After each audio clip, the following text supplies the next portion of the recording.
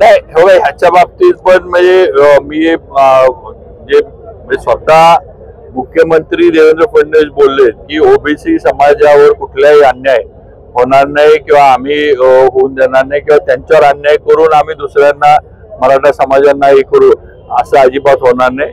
100% ज्यावेळेला मुख्यमंत्री एवढं जाहीररित्या बोलतात आणि जाहीर सांगतात हो आज त्यांनी हे दिलंय हे पण त्यांनीच दिलंय मराठ्यांना. आणि मी मगाशी जे म्हटलं की दुसऱ्यांदा त्यांनी आपलं आरक्षण दिलं, पहिल्यांदा पण मुख्यमंत्री असताना त्यांनीच दिलं. अनेक मराठा समाजाचे मुख्यमंत्री झाले पण कुणीही समाजाचा विचार केला नाही. देवेंद्र फडणवीसांनी पहिल्या वेळेला पण दिलं आणि दुसऱ्या वेळेला पण मुख्यमंत्री झाल्यावर त्यांनी दिलं.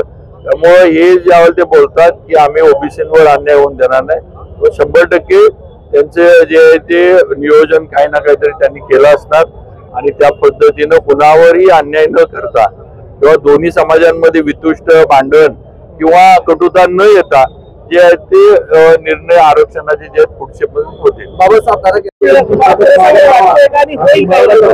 आता या बाबतीमध्ये आपण जे बोललो सातारा गॅझेट लागू करण्याच्या बाबतीत लवकरच बैठक ही आरक्षण उपसमितीची लावली गेली. मला वाटतं येणाऱ्या मंगळवारी ही बैठक मुंबईमध्ये होईल आणि उपसमिती सातारा गॅझेटच्या लागू करण्याच्या दृष्टीनं जे काही कायदेशीर त्याच्यामध्ये विषय असतील किंवा कायदेशीररित्या हे बसून कसं लागू करायचं त्याचं जे आहे ती प्रक्रिया चालू होईल. आज उपसमितीनं जे आम्ही जरंगे पाटलांना पत्र दिलं किंवा जो GR पण त्यांना हे करून दिला त्यात सुद्धा उल्लेख आम्ही केलाय की महिन्याच्या आत लवकरात लवकर कायदेशीर गोष्टी हे करून आम्ही सातारा गॅझेटचा आपण निर्णय करू. सातारा गॅझेट सोबत आपण कोल्हापूर गॅझेट असेल किंवा सोलापूर असेल औंध असेल त्यांची जी मागणी आहे म्हणजे जरंगे पाटलांची जी मागणी होती की सातारा गॅझेट औंध संस्थांचं एक गॅझेट आणि पुणे असे याचा तुम्ही जे आहे ते विचार करावा.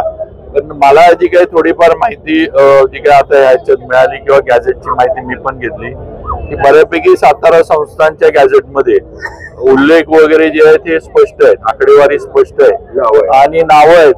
आणि म्हणजे त्यांनी जे मी वाचलं म्हणजे मला त्या गॅझेटच्या काही कॉपी वाचायला मिळालं त्याच्यामध्ये त्यांनी काही उल्लेख केलेत की तुम्ही कुणबी आणि मराठ्यांमध्ये फरक करू शकत नाही किंवा दाखवू शकत नाही.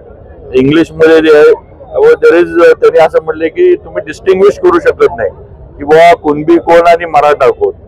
तर जी कुणबी आहेत त्यांची परिस्थिती थोडी गरीब होती आणि बाकी ज्यांची जरा परिस्थिती चांगली आहे एवढंच त्यांनी उल्लेख केला. त्याचं स्पष्ट म्हणणं आहे की यात फरक नाहीये, हे सगळे एकच आहेत असं. आता त्याचं कायदेशीर जे थोड्याफार काही गोष्टी असतील त्या आता उपसमितीच्या माध्यमातून आम्ही करू आणि मुख्यमंत्र्यांपर्यंत आम्ही परत घेऊन जाऊ शकतो.